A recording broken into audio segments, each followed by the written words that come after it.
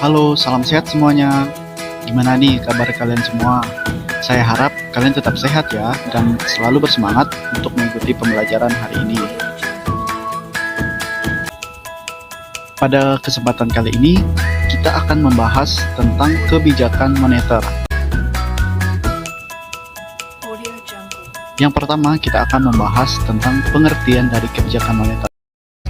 Kebijakan moneter.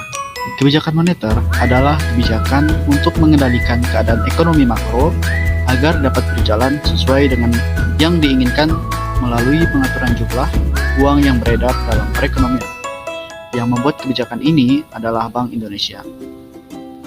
Nah, dalam kebijakan moneter ada beberapa instrumen kebijakan moneter. Yang pertama adalah operasi pasar terbuka. Yang kedua adalah fasilitas diskonto.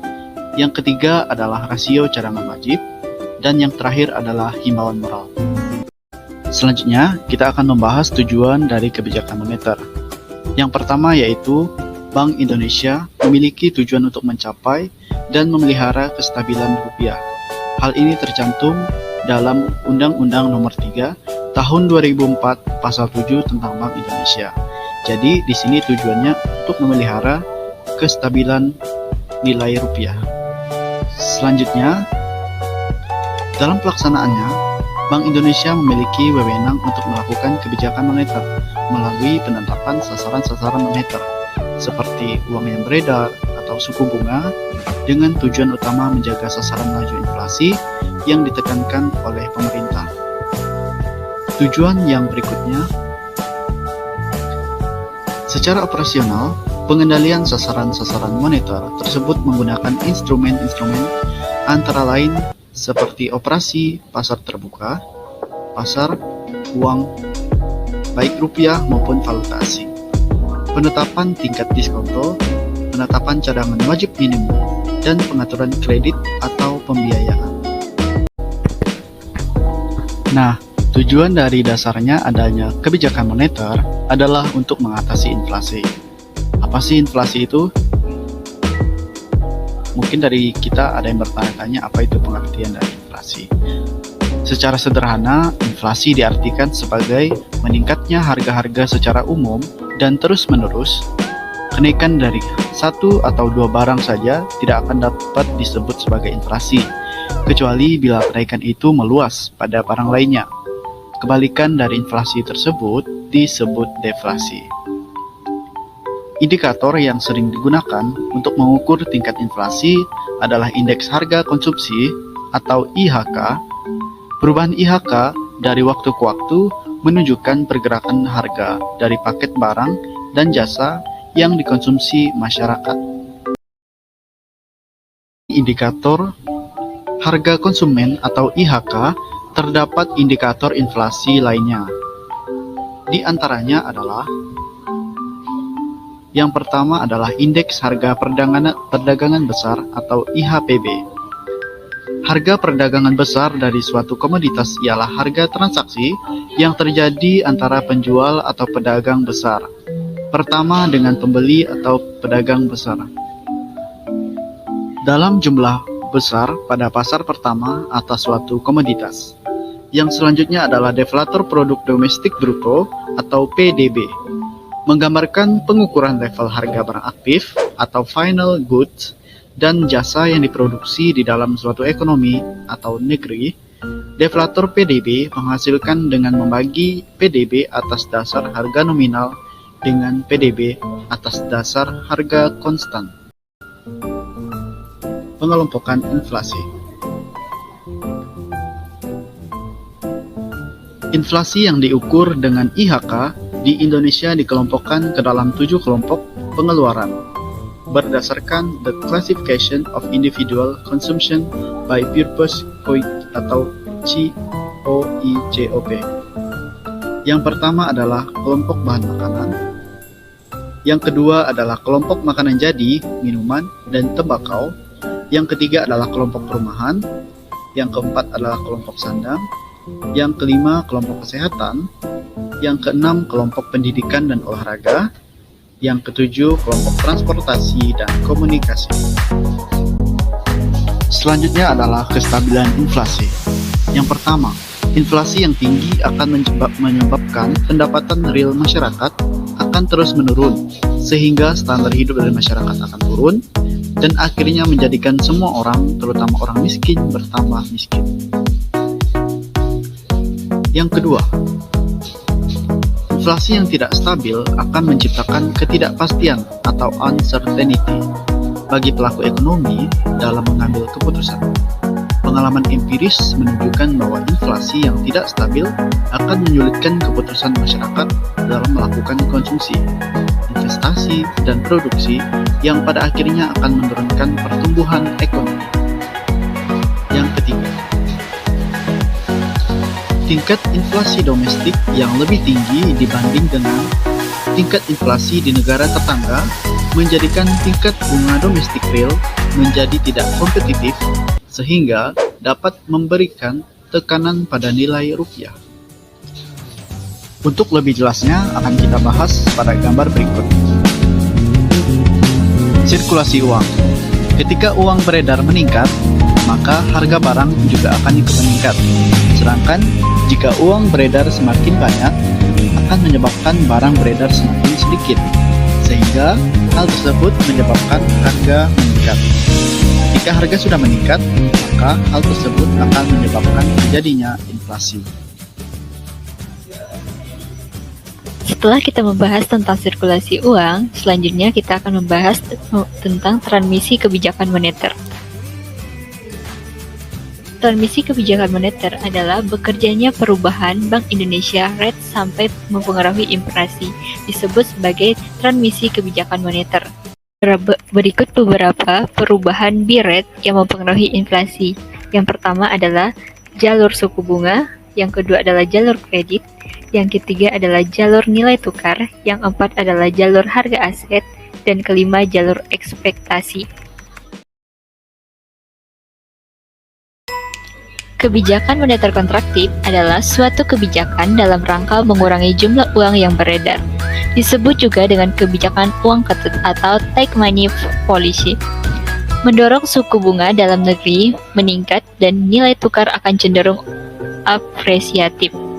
Nilai tukar yang apresiatif akan mendorong impor dan menurunkan ekspor, sehingga neraca transaksi berjalan akan memburuk. Setelah membahas tentang kebijakan moneter kontraktif, kita akan membahas kebijakan moneter ekspansif. Apa sih kebijakan moneter ekspansif? Kebijakan moneter ekspansif adalah suatu kebijakan dalam rangka menambah jumlah uang yang beredar. Pada saat munculnya kontraksional, berikut grafik kebijakan moneter ekspansif. Dari gambar di bawah, dapat dilihat kondisi awal penawaran uang MS1 dan tingkat suku bunga adalah kurva terdapat di R1. Pada kurva R1, tingkat suku bunga yang peka terhadap pengeluaran adalah I sama dengan A ditambah I dikali P. Rencana pengeluaran agregat menjadi AEP di R1 dan produk domestik bruto adalah Y1. Selain itu, kurva PDB pada Y1 membantu menentukan posisi kurva permintaan uang pada kurva I, R, dan Y1, di mana bersama-sama dengan kurva MS1 menentukan tingkat suku bunga R1. Ketika MS1 meningkat menjadi MS2, maka tingkat suku bunga turun karena pendapatan dan pengeluaran naik menjadi R1 atau AEP, R1 dan Y1. Mendorong menurunnya suku bunga dan nilai tukar cenderung depresiatif. Nilai tukar yang depresiatif akan menurunkan impor sehingga neraca perdagangan membaik. Selanjutnya kita akan membahas jalur suku bunga dan kredit. Apa sih jalur suku bunga dan kredit?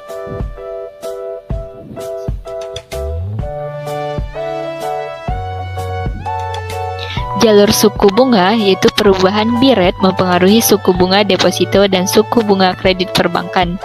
Apabila perekonomian sedang mengalami kelesuan atau melemah, Bank Indonesia dapat menggunakan kebijakan moneter yang ekspansif melalui penurunan suku bunga untuk mendorong aktivitas ekonomi.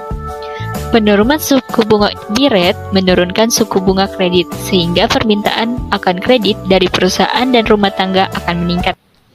Penurunan suku bunga kredit juga akan menurunkan biaya modal perusahaan untuk melakukan investasi. Ini semua akan meningkatkan aktivitas konsumsi dan investasi. Jalur nilai tukar. Ada yang tahu nggak jalur nilai tukar itu apa? Selanjutnya kita akan membahas pada slide berikutnya. Jalur nilai tukar adalah di mana perubahan suku bunga bi rate juga dapat mempengaruhi nilai tukar. Mekanisme ini juga sering disebut jalur nilai tukar. Kenaikan bi rate sebagai contoh akan mendorong kenaikan selisih antar suku bunga di Indonesia dengan suku bunga di luar negeri. Dengan melebarnya selisih suku bunga tersebut, mendorong investor asing untuk menanamkan modal ke dalam instrumen-instrumen keuangan di Indonesia, seperti SBI, karena mereka akan mendapatkan tingkat pengembalian yang lebih tinggi. Aliran modal masuk asing ini pada gilirannya akan mendorong apresiasi nilai tukar rupiah. Apresiasi rupiah mengakibatkan harga barang impor lebih murah dan barang ekspor kita di luar negeri menjadi lebih mahal atau kurang kompetitif, sehingga akan mendorong impor dan mengurangi ekspor. Turunnya net ekspor ini akan berdampak pada menurunnya pertumbuhan ekonomi dan kegiatan perekonomian. Selanjutnya kita akan membahas tentang jalur aset harga.